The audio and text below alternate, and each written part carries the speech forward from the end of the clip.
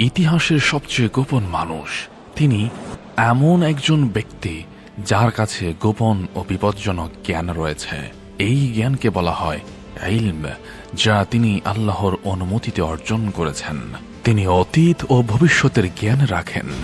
সময় ও স্থানের সীমা ছাড়িয়ে যেতে পারেন, সময় ভ্রমণ করতে পারেন এবং প্রতিটি যুগে চিহ্ন রেখে যেতে পারেন। তাঁর দায়িত্বগুলো সাধারণ নয়, বরং অদ্ভুত। এই দায়িত্ব কিয়ামত পর্যন্ত চলবে।